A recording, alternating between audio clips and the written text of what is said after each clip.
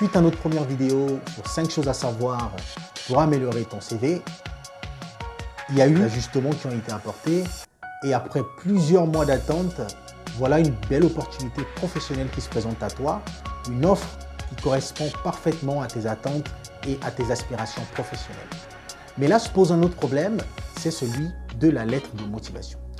Tu te dis certainement que ça ne vaut pas la peine de rédiger une lettre de motivation. Primo, parce qu'elle n'est pas demandée. Secondo, parce que le recruteur ne prendra certainement pas le temps de la lire. Et puis, justement, c'est fastidieux, c'est ennuyeux de le faire. Bonjour, je m'appelle Ervan Sele, je suis business analyst, entrepreneur et promoteur de la plateforme Job & Career. Une plateforme qui t'aide à avoir plus d'opportunités professionnelles et bien évidemment de changer ta vie.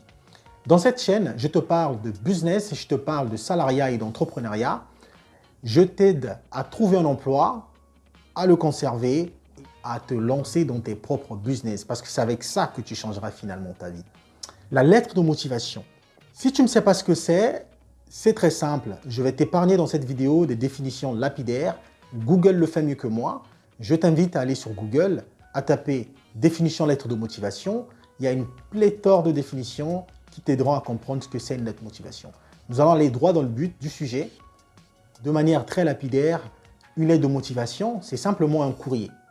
C'est un courrier que tu adresses au recruteur en accompagnement à ton CV. Le but, c'est de pouvoir mettre en évidence tes compétences, tes qualités, mais aussi d'exprimer à l'entreprise les intérêts et la motivation que tu portes pour cette entreprise-là.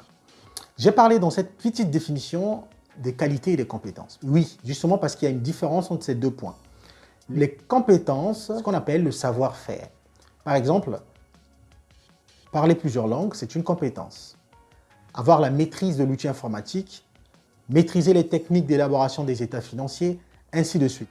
Les qualités, ce sont vos savoir-être. Par exemple, être ponctuel, être rigoureux ou simplement être forte de proposition. Voilà des qualités. Donc le but de la lettre motivation, c'est de pouvoir accrocher l'attention du recruteur et bien sûr de mettre en avant ces éléments-là. En règle générale, il y a deux types de lettres de motivation. Il y a la réponse à une annonce et à la candidature spontanée. La réponse à une annonce, c'est quand une entreprise met une offre au grand public, donc fait savoir au grand public qu'elle a besoin du personnel. Lorsque vous répondez à cette offre, c'est ce qu'on appelle la réponse à une annonce. La candidature spontanée, par contre, c'est lorsque vous estimez que l'entreprise a forcément besoin ou aura forcément besoin de la compétence, vous décidez de postuler et de leur faire proposition. Mais dans les deux cas, il faut savoir que lorsque vous rédigez votre lettre de motivation, vous devez vous mettre à la place d'un fournisseur de compétences. Quelqu'un qui se dit « j'ai du service à vendre, je vais le proposer à un client qui n'est autre que l'entreprise ». Et comme tout bon fournisseur, le but, c'est d'accrocher toute l'attention de votre client afin de lui pousser à pouvoir acheter votre produit. Et cette accroche passe par comment vous rédigez votre lettre de motivation, les formules du genre « j'ai l'honneur de venir très respectueusement auprès de votre haute bienveillance ». Honnêtement, je vous conjure de ne jamais faire ça parce que c'est totalement nul. En tant que recruteur, vous êtes face à une telle demande, ça vous énerve en réalité, vous n'avez pas besoin de savoir autre chose, vous vous débarrassez de ça.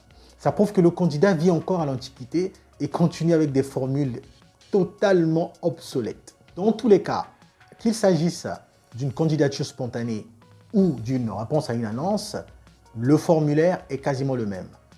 Au niveau de l'entête, bien évidemment, vous mettez votre nom, votre prénom, à l'image de votre CV, vous mettez votre adresse. L'adresse mail doit être une adresse fonctionnelle, votre numéro de téléphone.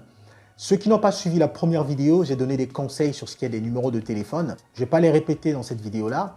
Une fois que vous avez mis ces informations personnelles, à votre droite, vous mettez le nom de l'entreprise, le destinataire, mais aussi l'adresse. Simplement mettre à l'attention de Monsieur Ervan Sele, directeur général de l'entreprise XYZ. C'est important de faire un minimum d'efforts, connaître le nom de votre probable interlocuteur. Pour quelle raison? Parce que de manière globale, le son le plus doux à entendre, c'est votre propre nom. Imaginez quand vous êtes dans la rue et que vous vous êtes accroché par quelqu'un, vous dites tout de suite « mais où est-ce qu'il me connaît ?» Vous êtes simplement avenant vis-à-vis de cette personne. pour la simple bonne raison qu'elle a utilisé votre nom. Au niveau de la date, aucun pense qu'il est important de mettre la date en haut à droite, donc la date et le lieu bien sûr, Pointe-Noire ou Brazzaville, le etc. D'autres pensent que c'est une information à mettre en bas, donc justement au milieu, entre l'objet et les informations d'entreprise, donc Pointe-Noire, le etc. Ensuite vient l'objet. Il n'est pas nécessaire de mettre candidature spontanée à l'objet d'une candidature spontanée. Parce que de toutes les façons, l'entreprise est consciente qu'il n'y a pas une offre en cours. Donc, si vous postulez, c'est que vous venez proposer vos services. Donc, inutile de le mettre. Par contre, je vous conseille de vous assumer. Quand vous allez vers une entreprise, c'est que vous savez ce que vous vendez. Si vous êtes comptable, vous êtes qualiticien, assumez-vous, apportez ces informations dans votre CV. Objet, candidature au poste de comptable. Oui, vous vous assumez, c'est ça. Et pour ce qui est de la réponse à une annonce, il est d'ordre général conseillé à mettre la référence de l'ordre. Donc, par exemple, offre d'emploi, référence numéro 002, 2 points, poste comptable. Le format classique d'une lettre de motivation se résume en principe en 4 étapes. Dans un premier temps, débutez avec une petite phrase d'accroche, une brève présentation et mentionner le poste auquel l'on postule. Par exemple, je vais te partager quelques modèles de lettres de motivation qui sont d'après moi pas mal pour servir de référentiel. Mais encore est-il, comme j'aime le dire, inutile de pouvoir faire du copier-coller. Il faut toujours se démarquer des autres en apportant sa touche personnelle à chaque démarche. Mais je partage avec toi ces formats classiques justement pour t'aider à voir dans quel contexte les utiliser. Donc, dans un premier temps, par exemple, c'est avec un grand plaisir que je réponds à votre offre concernant le poste de chef de produit pour le département de Grand Compte. Ça, par exemple, c'est un format pas mal qui permet de montrer dès le départ que vous postulez avec un grand plaisir et que ce n'est pas anodin que vous avez envoyé votre dossier. Et vous pouvez aussi, une phrase d'accroche bien après. Je dis n'importe quoi, par exemple, de formation comptable depuis 2012. Je suis vivement intéressé par le poste d'administrateur de bureau qui correspond parfaitement à mon profil. Dans un deuxième temps, le but, c'est vraiment de mettre en lumière les compétences et bien sûr de résumer aussi votre parcours professionnel. Dans l'exemple qui est le nôtre pour aujourd'hui, chef de produit depuis 4 années, j'ai notamment piloté le projet Clio qui a permis à Zéran d'augmenter sa part de marché de 12% en 2006. On voit là que le candidat, il essaye de mettre en lumière en quelques mots seulement son parcours de 4 années d'expérience, mais aussi les résultats que ce dernier a pu avoir pendant cette période-là. Donc, c'est vraiment important de pouvoir partir sur une telle logique, tout comme vous n'êtes pas obligé de faire comme lui.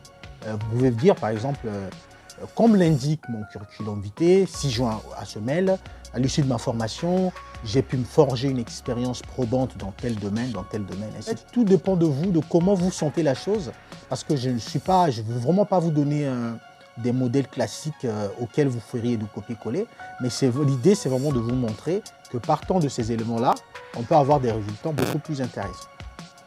Dans un troisième temps, il convient de présenter en fait ses qualités et ses motivations. Toujours dans le même élan, dans cet exemple dont on parle, autonome et volontaire, je souhaiterais mettre tout cet acquis professionnel au service de votre entreprise. Les méthodes utilisées chez Zéran étant directement applicables à vos produits, je suis disponible immédiatement.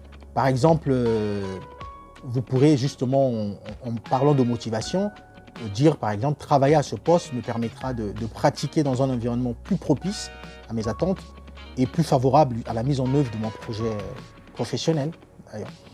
Le quatrième point que je vais évoquer avec vous, c'est vraiment de faire une proposition d'entretien et d'utiliser la formule de politesse appropriée. Dans le cas de notre exemple, dans l'attente de vous rencontrer, je vous prie d'agréer Monsieur, Madame, l'expression de mes salutations distinguées. Il y a plusieurs moyens de le faire.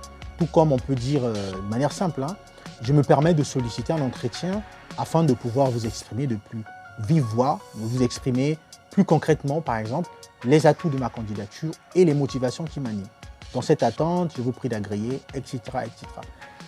Et donc voilà un peu ce que je tenais à partager avec vous dans cette vidéo. Je t'invite à liker la vidéo, à t'abonner pour ne plus rien manquer de nos prochaines vidéos. Chaque semaine, une nouvelle chose. Tout cela pour t'aider à t'améliorer.